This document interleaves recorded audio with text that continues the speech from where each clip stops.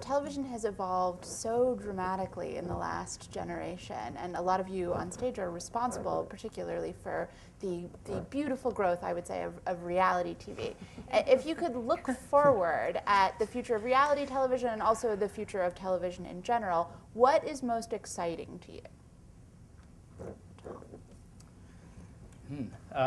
You know,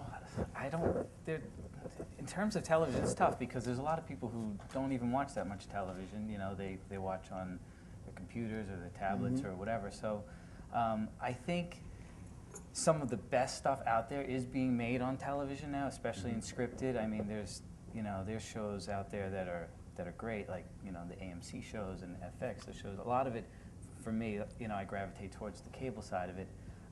But I think that there's a lot of different outlets for many different types of material. So it gives you, a better chance, depending upon your idea or what you have, to find a home for it somewhere, in the television landscape, I think. So I think the abundance of places to go is probably exciting for people who are just getting into the business. Do the rest of you think that Netflix and Hulu and digital distribution, are those good for television overall? They're good for me as a producer. There's more people buying, I mean, they're doing more scripted programming now, is the way I look at it. That this whole digital streaming is just another outlet, and it's another way for people to get their entertainment, and it's not dependent on a grid where it's all thrown up there at the same time of year, and you try and get everybody's attention, to watch at a certain time in a certain place. It's just about getting an awareness, and then they can come in and digest your show in bigger chunks. A lot of people will watch Nurse Jackie at the end of a season when it's on Netflix or and rent it and just be on that journey and immerse themselves in it. And for me as a storyteller, that's really a great way for them to experience a show, even though, I mean, I'll be getting the numbers that we want on that weekly basis. But Hulu, Netflix, and other people out there, other new outlets buying original content as a producer, to me, that's great. I think it's, from a network point of view, I think that there's not a really good distribution system for us yet. A la carte programming, show specific, absolutely, fantastic.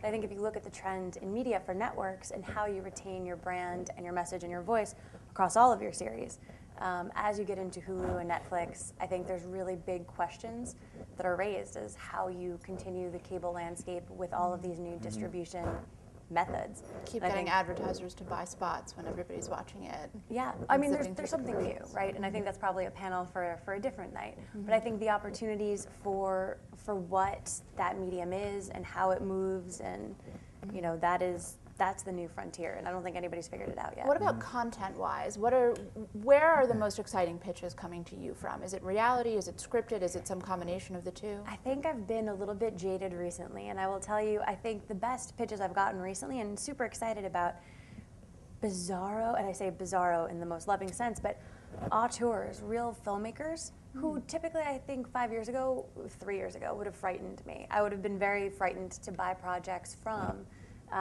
independent producers who are small, who've probably never produced a television show before, but what they can offer me is access into a world that, Pilgrim or Original or these bigger production companies aren't going to get. And that has been incredibly exciting and rewarding in working with these up-and-coming filmmakers, sometimes pairing them with larger companies to get the series made. But I think that's been terribly exciting for me, and I think that's the opportunity that things like Netflix and all those, the YouTube channels, especially the millennials, and to your point, I mean, they're taking cameras and they're just going and they're doing it, and they're not waiting for pilot season, and they're not waiting for anybody. And I think when people can get out there and when you can create content and make yourself invaluable and find the talent, I mean, that's how to make it. Shannon, is that something you're finding? Are you getting, handheld camera, great stuff from your audience? What? It's a mixture. I mean, particularly with our viewers, they're not passive television viewers anymore. Remember, their social media isn't something that's an addition to their life. It's infused into their DNA. So for them to watch something online, or like there's so many kids now who don't even watch television. They just, they go on their they go to Hulu or Netflix or whatever. So they're already kind of doing what the future of television on the whole is probably going to be. So like what you were talking about, it's already kind of happening with our audience. So which is a challenge for us, but I mean the best pitches, I think. You know, I mean, I get excited. There's not really any one source. It's just like you just kind of feel it in your bones. You know, when it's either. Do you remember a specific example when you felt it in your bones? Oh, this week. I mean, it happens. You know, not as much as I would like, but yeah, definitely. I mean, And without spilling the beans, can you tell us a little bit about the show, or at least what about it hit you so hard? You know, this is going to be a really annoyingly sort of amorphous answer, but it's like a gut feeling. I mean, I can look at the brand filter and all the things I know are working, and, you know, we can tick a lot of boxes, this, we know our audience is 18 to 24-year-old girls, and they want this, that, and that. All of that's great, and I do look at our research, but sometimes you just get a feeling about something. This is, and most importantly, I think, as storytellers, you should pick things that excite you, that you're passionate about, that, and if I can, you know, sell this to my boss, and because it doesn't necessarily tick all those boxes that we like it to tick, then yay, and that happens as much as, you know, the stuff that makes sense. Is there ever a risk in sort of not knowing your audience too well, but having too many boxes to tick? Do you guys run into that a lot, where you feel too sort of hemmed in by what your network is supposed to be, or the kind of shows that you develop? How do you fight against that? Me personally? Is that something that you encounter? Yeah, I do. You know, we also have a couple of different studios that we develop for, and they have different needs. And some of them I struggle with more, you know, that go against my sensibilities. But what you have to do is you have to kind of open your mind to, okay, here's what they need. They know what they need as a network, and they know their audience, and you just got to trust them at that point. You know, follow the lead and be creative and work with it.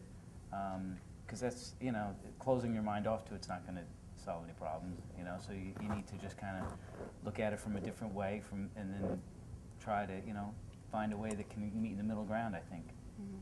Nicole, how much attention do you pay to buzz, to critical reviews, to press? How much does that influence you? It influences a lot. I mean, not enough that that's all I think about. But I mean, so often I think the projects that are circulating in cable TV, they are, you know, cookie cutter, mass produced, could live on 5 different networks. And that's the way of the business, right? I think if you're a producer and you have an idea, you don't necessarily feel passion for it. You just want to sell it to the widest possible buyers. And I think, you know, more often than not lately in my office, people come in and they show me the tape, and I just sit there and look at them and ask, really, this is what you're here to sell me today? Let's talk about it. Let's talk about what I'm excited about. Let's talk about the opportunities. I think exactly what we're saying on this panel in storytelling, what you want to make. And Sundance is a brand for a change that can support those visions for filmmakers. And I think, you know, to my surprise, not all producers get excited by that. And producers that I've worked with for years at different networks, and they say, you know, you're just really difficult to pitch you. And I said, funny, I think it would be so easy. It's the one show, Jen and I have my deep thoughts in the shower as well. But it's the one thing that you think about in the morning, or it's the last thing you think about, and then you think, oh, there's nobody who's ever going to buy that show. You know, take it to Sundance, take it to us. Let's just see. But it's shocking to me time and time again about how many producers, I think, just if you can't sell it to 5 different networks, it's not worth thinking about. On to the next thing. I get that a lot. That's depressing. Yeah, Yes, it it is, and you feel them. And at MTV, we're like, look, if you can pitch this to 4 or 5, don't bring it to me. That's right. You know, our audience wants something unexpected, and that's really exciting.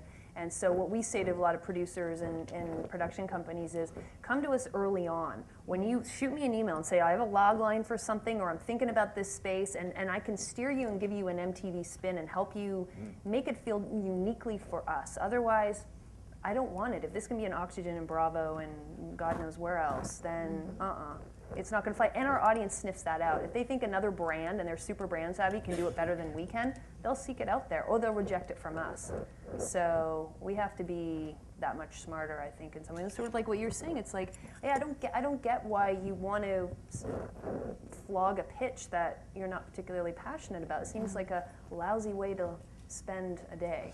Yeah. You're right? It's true, though. You know, a lot of times, especially, you know, the agents will want you to go out and blanket the town with the pitch, and So it's the agents that are the problem. We Well, don't that's have a whole any other agents. conversation. Partially the producers too, because if we're going in with a pitch, we're not going to walk in someplace where we don't think that, you know, we have a chance with it and that it works for them and that it makes sense, you know, even if it means maybe there's 2 versions of that pitch and tailoring it for a different network, because especially in cable, a lot of networks, they have specific needs, you know.